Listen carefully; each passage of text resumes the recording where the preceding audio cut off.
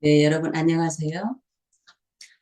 제가 쉽고 재미있는 파주 역사 이야기를 하면서 제 나름대로는 삼국시대부터 이렇게 순서대로 하려고 생각을 했거든요. 그런데 이제 그 32강을 하다 보니까 좀 빠지고 넘어간 분들이 계세요. 그래서 시대에 조금 거슬러 올라가서 조선 초 이야기를 몇 편 다시 들려드리고 조선 후기로 가도록 하겠습니다.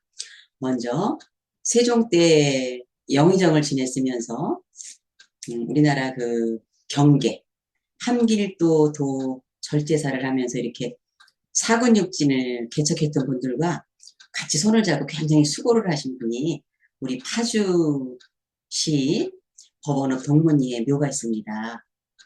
바로 이제 전륙신으로도 통하는 분인데요. 황보인 묘역으로 함께 가보도록 하시겠습니다.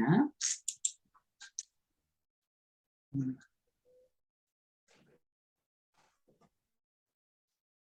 황보인의 묘는요, 이렇게 멀리서 보면 여기가 들여다 보입니다. 그래서 저기는 어딜까 이렇게 궁금증을 유발하는 곳일 수도 있는데요.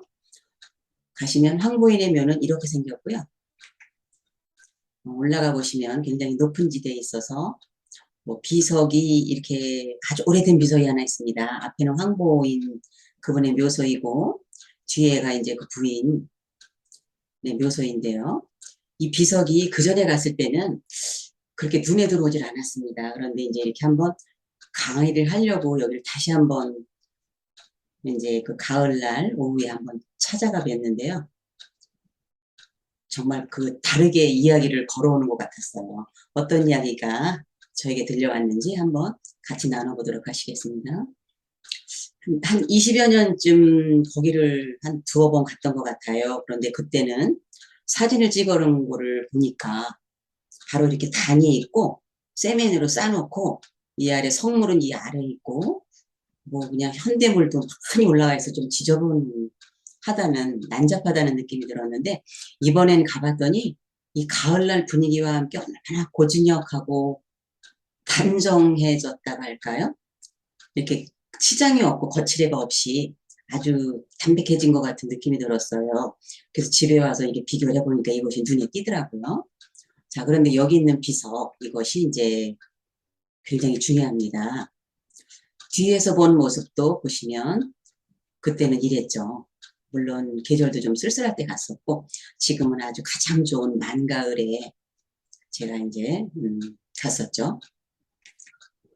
자, 황보인에 대해서 한번 알아보도록 하겠습니다. 황보인은 이제 고려 말에 태어났겠죠.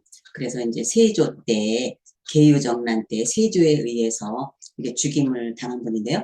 문음으로 벼슬에 나가서 이렇게 이제 쭉 벼슬을 하였습니다. 벼슬 보면 그냥 쭉 잘 올라가시고요. 1425년 1월 한성소윤 재임 중 경상도찰방으로 파견되어 지승문원사를 거쳐 지휘가 되었고 이러다가 한 번은 강모 행행 중에 추위와 굶주림으로 인마가 죽거나 다치자 이에 대한 문책으로 파면되기도 했었습니다. 그러다가 형조 참의로 복직되었고 강원도 관찰사도 되었어요. 그러다가 형조 참판, 경조 옥참판 등을 역임하였고 그 다음에 10월부터 다음해 1월에는 사은사 정여점의 부사로 명나라에 다녀왔습니다. 그러다가 예문관 대지학 정초 등과 함께 진서를 참진하였고 이듬해 병조 참판을 거쳐 병조 판서가 됩니다. 그러다가 1440년에는 평안 함길도 도채찰사로 파견되어서 그리고 그의 의정부 좌참찬 겸 판병조사가 되면서 국왕으로부터 크고 작은 일에 다 항상 호종하라는 그런 명령을 받습니다. 그만큼 세종이 아꼈다는 분이시겠죠. 그러다가 함길도에 파견되어 종성을 수주 강변으로 이치하면서 종성, 회령, 온성, 경원, 경흥 등지 소보를 설치해 북방의 방어를 강화하였죠. 이후 빈번하게 평안도와 함길도를 출입하면서 김종서와 쌍벽이 되어 북변을 개척하고 방어하는데 공헌하였습니다. 아주 이건 유명한 사건이죠. 자찬성으로 이렇게 겸임하다가 또 우의정이 됩니다. 그 뒤 이렇게 이제 우의정 사직을 했는데요. 그러나 허락하지 않습니다. 그래, 그대로 우의정에 유임하면서 축성사를 관장하다가 그 해에는 또 한 지 올라가서 좌의정이 되십니다. 문종 즉위원년에 사한사로 부사 김효성과 함께 병날에 파견되었는데 이때 문종이 돌아가셨다는 소리를 듣고 귀환합니다. 그 이듬해 영의정 부사가 되었다가 단종이 이제 즉위를 하죠. 문종이 이제 돌아가시니까. 그래서 이제 문종의 빙전, 국장, 산릉도감의 총호사가 되어 문종의 국상을 총령합니다. 다음에 영춘추관사로 감춘추관사 김종서 등과 함께 세종실록을 찬진합니다. 1454년 계정난으로 좌의정 김종서, 우의정 정분, 우찬성, 이양, 이조판서 조국관 등과 함께 어린 단종을 보필하던 중 피살되었습니다. 묘는 여기 있는데 이제 월계 다니는 동네에 있고요. 그러다가 세월이 흘러서 이렇게 저희가 됐지만 정조 15년에는 특히 영월의 장릉 충신단에 배식되었습니다. 순조 4년에는 그 살던 집 앞에 정문이 세워졌으며 1807년에는 부조지전을 받았다고 하죠.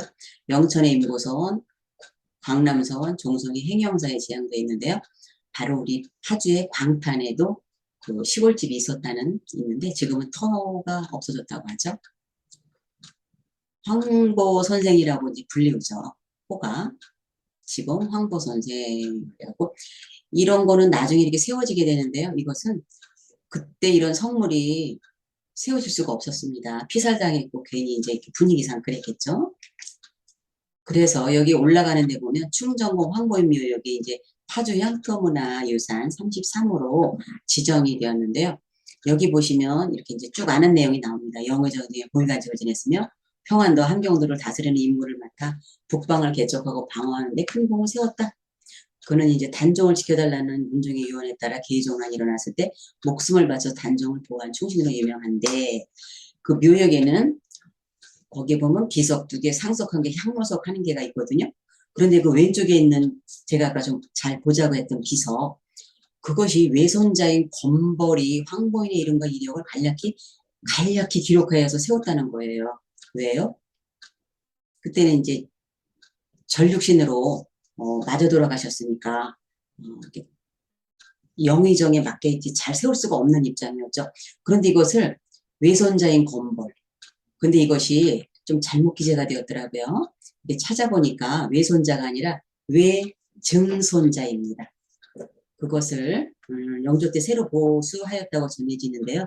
이 비석은 세워질 당시에 형태와 글이 함께 보존되어 있어서 역사적 의의와 가치가 크다고 보면 되시겠습니다.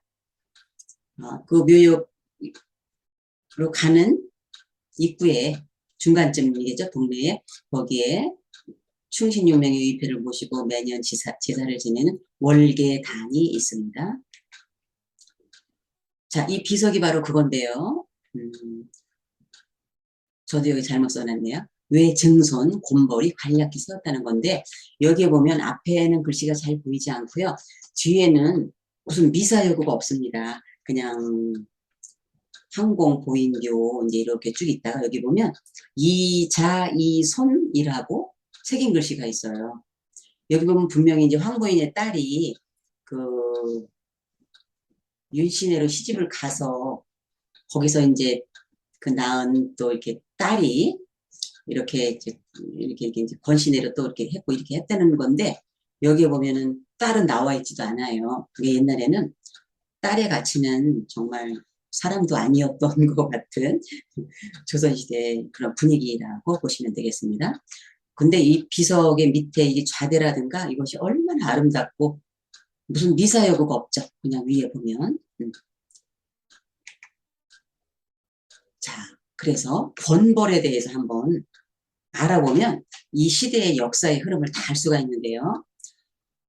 황보인의 그 외중손 권벌은 조광조의 개혁정치에 참여를 합니다. 경상도 안동 사람인데도 이렇게 기후학파에 관여하는 예가 참 드물었거든요. 근데 그것은 왜 그랬냐면 윤원영의 세력에 반대하다가 희생되기도 했지만 호는 충제이고 시호는 충정공인데요. 도촌에서 태어나 삼촌을 따라 닥실마을, 그 봉화군에 있는 닥실마을로 이주하는데요. 그 닥실마을은 이중안의 택리지에 보면은 우리나라 십성지지에 들어가고요. 그리고 경상도에서도 아주 그 터가 좋은 동네에 네 군데를 꼽는데 그 중에 안동 하회마을보다 못지않게 더 좋다고 평가받는 곳이 바로 이곳 닥실마을입니다. 그런데 그곳은 어머니의 고향 마을이었는데요. 외조부가 바로 윤당입니다. 윤당은 누구냐면 성종의 계비가 이제 정현왕후죠. 그 정현왕후의 큰 아버지라고 보시면 됩니다. 자, 그래서 정현왕후의 아버지는 그러면 윤임이잖아요. 그런데 윤임은 대윤이고 윤원영은 소윤이라고 배우셨죠, 학교 다닐 때. 자, 그런데 윤원영이 윤임에게 좀 이렇게 좀 벼슬한 자리 좀 할까 그러지 그 집을 드나들었는데 좀 보듬어주지를 않았다고 하죠. 쉽게 말하면. 그래서 이제 윤원영도 또 나름 문정왕후를 이렇게 동생을 시집을 잘 보내면서 뭐 이렇게 권력을 이제 거서 잡는 거죠. 그러니까 윤씨끼리 싸우는 거예요. 그래서 이제 대윤과 소윤 간의 싸움이라고 이렇게 보시면 되는데, 그래서 이제 대윤이 나중에는 당하게 되는 거죠. 그래서 이렇게 이제 권벌도 굉장히 화를 당합니다. 자, 그래서 황보인이 세조에게 화를 입자 그곳에 눌러 살았던 거예요. 어머니 파평리 씨도. 그래서 어머니 묘소도 그곳에 있고 닥실마을을 크게 키우면서 아주 이게 그 저기서 나타나듯이 충제이면서 충정공 아주 그 마을의 기운을 가장 잘 받은 인물이라고 보시면 되겠죠. 그런데 이 권벌이 연산군 2년에 19세인 진사에 합격을 했고요. 그리고 또 나중에 28세 때쯤 정시 합격을 했으나 취소가 됩니다. 왜냐하면 연산군이 취소를 시켰는데요. 그때 연산군에게 이 폭정에 바른 소리를 한 내시가 바로 김처선이라는 아주 충성스러운 신하가 있었죠. 근데 그 충성스러운 그 반언했던 것이 다 듣기 싫으니까 앞으로 처자와 선자는 아주 쓰지도 말라고 했어요. 근데 이것이 글씨가 들어있어서 합격이 취소가 됩니다. 별난 일이 다 있었죠. 그러나 2년 후 30세에 문과에 다시 급제를 합니다. 이와 같이 권벌은 생긴 것도 굉장히 우뚝하고 남자답고 훤하고 잘생겼다고 하고요. 머리도 이렇게 좋았던 것 같아요. 다 갖춘 사람이었었죠. 42세 때인 중종 14년에 예조 참판이 됐으나 전국이 불안하니까 외직을 자청해서 삼척부사로 나갑니다. 그런데도 이제 화를 당하죠. 조광조와 김정국도 기호살림이 중심이 되어 추진한 개혁정치에 영남살인의 한 사람으로 적극가다. 윤임 집안인 대윤에 속함으로 소윤 윤영에게 밀려서 김효사 때 파직을 당합니다.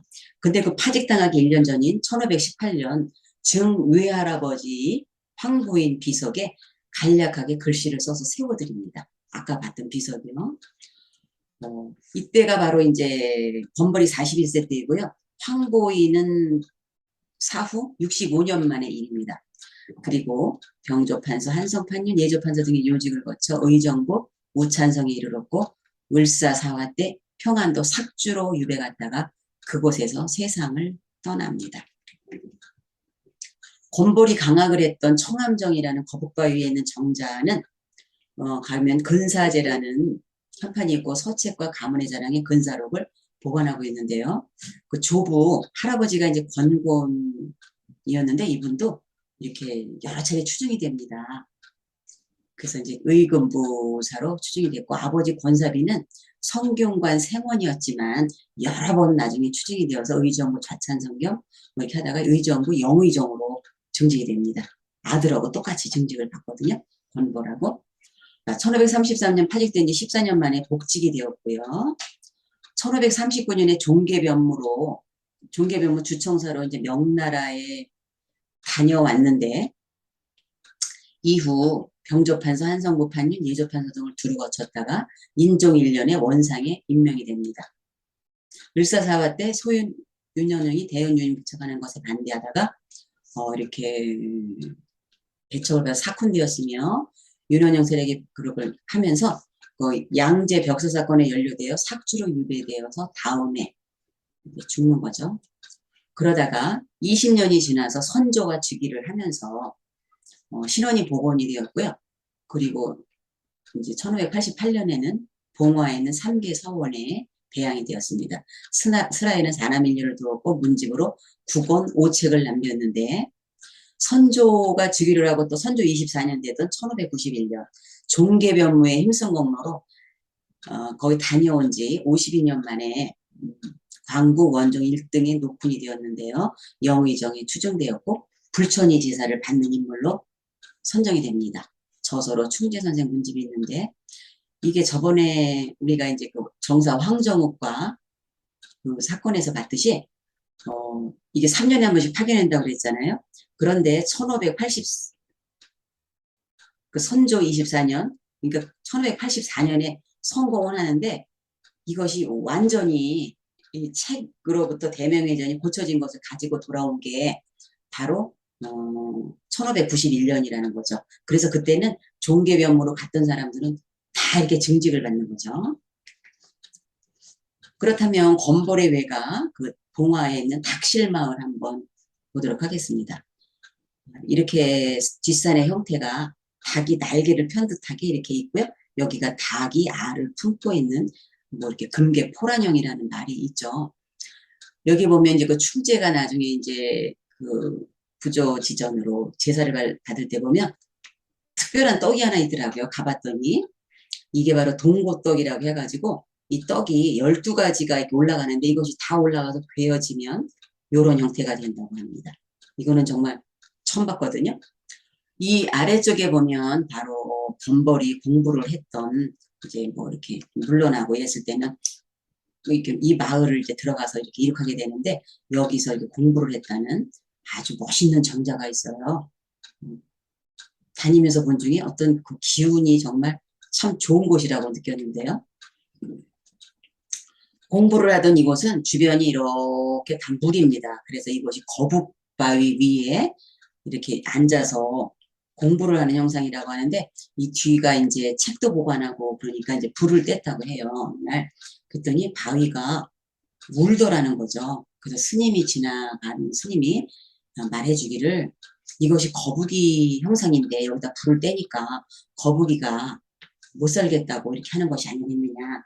그래서 여기를 책을 보관하지 않고 이 건너에 지붕이 보이시죠? 이 동쪽으로 여기다가 이제 책을 보관하는 서고를 이렇게 두 칸 지었다는 말이 있죠. 그리고 여기는 가을이 되면 물을 빼더라고요. 그러다가 봄이 되면 다시 물을 이렇게 충충하게 대준다고 하더라고요. 그리고 이 앞에 산 앞에 이렇게 계곡이 있는데 이렇게 흐르는 계곡 거기 안에 석천정사라는 저렇게 멋있는 후손들이 공부하던 정사가 있습니다. 잘 사는 집들은 다 이제 그랬거든요. 파평유신에도 그 전에 가보니까 그렇고요.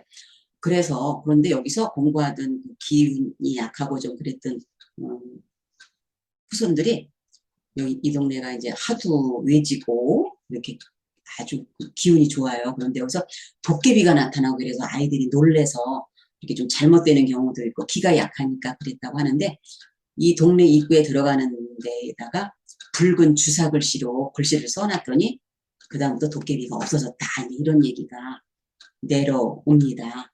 이것이 바로 퇴계 선생이 소수서원에 가서 그 불굴경자를 거기에다 써놨더니 그런 일이 없어졌다는 것하고 똑같은 거 보면 옛날에는 정말 이런 무서운 어떤 도깨비라든가 어떤 신의 그런 것들도 좀 있었던 것 같지요.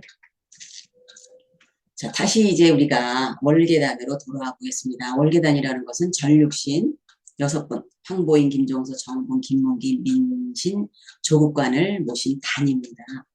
여기에는요, 황보인은 영의정을 보냈죠. 그 다음에 김종서는 함경도 쪽에 이제 육지를 개척한 문관 출신의 호랑이 장군. 이분은 문가무를 다 겸비한 분이라고 보시면 됩니다. 정부는 우의정이면서 문신이었는데 아주 과학도 잘했지만 그렇게 이제 그런 걸 참 잘했대요. 그래서 숭례문을 행정 및 역사 감독을 했고요. 부인은 정인지의 누나라고 합니다.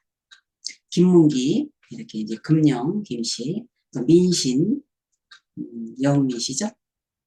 그런데 이제 이분들은 죽은 이유가 김정서 일파라는 이유로 아들 5명과 함께 그냥 참사를 당합니다. 성산문도 이제 어린애 젖먹이까지 다 참사를 당하거든요. 아주 세조가 정말 많은 사람을 죽이고 왕이 된 거죠. 조국관 여기도요. 양주조씨인데 여기도 김정서의 일파라는 이유로 몰려서 격사를 당합니다. 여기 보시면 사구는 여기에 있는 거고요. 백두산 아래 이제 압록강 쪽으로. 그 다음에 육지는 저 위에 이제 두만강 쪽으로 있는 거죠. 보시면 세종이 북쪽 국경 야인들 여진족을 물리치고 국경의 안보를 튼튼하게 하기 위해서 세운 사구는 최윤덕이 여기를 7년간 압록강역 병경지대 이렇게 마무리합니다. 그러다가 1443년 우예군을 설치하면서 마무리가 되었고요. 두만강 유역에 이제 나중에 김종서를 시켜서 특별히 보내서 이렇게 설치한 육지는 1449년 여기 보면 부령부가 있죠. 맨 아래 여기를 쌓음으로써 완료됩니다. 그래서 사군 육진이 완성됨으로써 북쪽 변경지대는 여진족의 노략질로부터 벗어날 수 있게 됩니다. 고려 때 우리나라의 경계선은 이랬습니다. 길주에서 이렇게 압록강 여기까지였는데 사군 육지는 훨씬 더 넓어졌죠. 그래서 이 강을 사이에 두고 국경이 정해지면서 좀 만만해졌다고 볼 수 있겠죠. 세종은 이렇게 말합니다. 세종 17년에 조정께서 이미 정한 국경을 경솔히 버릴 수 없다라고 생각했어요. 그러면서 김종서는 문인 신임에도 관찰사를 비롯한 함길도 병마도 절제사가 되어서 떠나는데 세종이 특별히 이제 부탁을 합니다. 뭐라고 하나 들어보시면요. 고려의 윤가는 17만 군사를 거느리고 여진을 소탕해 주진을 개척해 두었으므로 여진이 지금까지 모두 우리나라의 위엄을 칭찬하니 그 공이 진실로 적지 아니하다. 관이 줄을 설치할 적에 길주가 있었는데 그러니까 윤관이 길주가 있었는데 지금 길주가 예전 길주가 같은가? 고황제가 그러니까 명나라의 황제가 조선 지도를 보고 조서하기를 공엄진 이남은 조선의 경계라고 했으니 경들은 참고해 알아라. 그것은 이제 알아서 우리가 찾아와라 이 소리겠죠. 그래서 이제 김종서를 보면 문관 출신이 호랑이 장군이었고요. 북방에 파견된 특별한 이유가 있었죠. 육진을 개척해 국경을 확장했고요. 그런데 그렇게 좋은 일을 했으면서도 역사의 소용돌이 속에서 희생된 명장이라고 평을 하죠. 근데 이 글을 정말 잘 쓰신 분이 바로 이성무 박사님이십니다. 그래서 글을 좀 제가 인용을 했고요. 아까 여기서 보셨죠? 길주가 어디에 있는지? 여기. 길주가 옛날 길주겠는가? 이렇게 여기를 이제 탁 하고. 그러니까 세종대왕은 국가가 이렇게 그 변방이 튼튼하게 남쪽은 대마도를 가서 치고 오죠. 북쪽은 딱 여진족으로부터 이렇게 튼튼하게 변방에 그거를 확고히 해놓고 나니까 그렇게 해야 나라가 바로 선다. 이런 그러니까 문만 경시한 게 아니라 이렇게 그 국방 경비에 정말 탁월한 재능을 가졌던 분이시죠. 여기 월계단이 이제 들어가는 그 왼쪽에 있는데요. 이렇게 6분의 단이 있습니다. 보시면 맨 동쪽이 지봉 황선생 황보인, 절제 김선생 김종서죠. 그 다음에 이제 A일당 정분, 김문기, 민신, 조국관 이렇게 6분이 단을 보시고 있습니다. 자, 그런데 이것이 정조 15년에 특사로 배식단사를 이렇게 만들었다고 그랬죠. 여기 보시면 단정보기에 분사, 절산, 충신, 조사위, 환자, 여인 등 264명의 위패를 영월, 장릉 내에 봉안을 합니다. 보시면 삼상신, 세 분의 영의정, 좌의정, 우의정, 황보인, 김종서, 정분, 삼중신, 이조판서, 병조판서 이렇게 있는데 민신, 조국관, 김문기. 삼운검은요. 3인의 별운검은 도총부 도총관 성승, 성산문의 아버지죠. 여기부터 박쟁, 박중림 다 죽임을 당하죠. 그리고 사육신, 성산문, 박백년, 이계, 하위지, 유성원, 유흥보 이렇게 이분들 이외에 또 생육신이 있죠. 그렇게 해서 이제 많은 분들이 264명이 바로 여기 이렇게 밤나무에 이렇게 새겨져 있더라고요, 이름이. 자, 이렇게 해서 오늘은 우리 파주에 묘가 있는 황보인 선생의 묘를 찾아보면서 대윤과 소윤 간의 싸움이 그냥 있었구나 그랬더니 그 여파로 그 훌륭했던 영의정 외증손 할아버지, 외증 할아버지의 거기에 비석을 그냥 겨우 글자만 간략하게 써놓는 것을 보면서 얼마나 그때 이렇게 불안하면서 좀 한마디로 쫄리면서 이것을 그 가운데도 저걸 썼는지 그 그래서 파주의 역사를 이렇게 하다 보면은요 정말 우리나라에 있었던 삼국시대부터 막 국토분쟁부터 모든 역사가 거의 다 다뤄지게 됩니다. 그래서 정말 파주는 옛날에 역사의 중심에 있었던 곳이구나 이거를 느꼈고요. 그 다음에 이곳이 바로 황보인 선생 묘소에서 내려오면서 보이는 그 황금들녘의 모습입니다. 들녘이라기보다는 산비탈에 있는 다락진원인데요.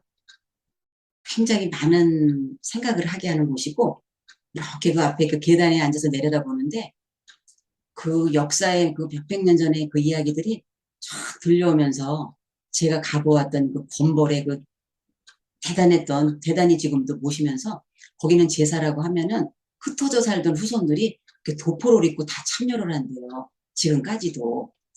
아, 그랬던 왜 증손자를 낳게 했던 분이 바로 이곳도 황보인 선생하고 연관이 있구나 하니까 굉장히 느낌이 좀 달랐어요. 그러면서 이렇게 가을 들녘을 한번 내려다보고 한참 앉아서 감사하다는 생각을 좀 젖어서 하다가 왔습니다. 여러분들도 멀지 않으니까 한번 월계단을 한번 가보시고 또 여기 묘소에도 한번 올라가 보시면서 그런 역사를 발로 한번 마음으로 한번 직접 느껴보시기 바랍니다. 감사합니다.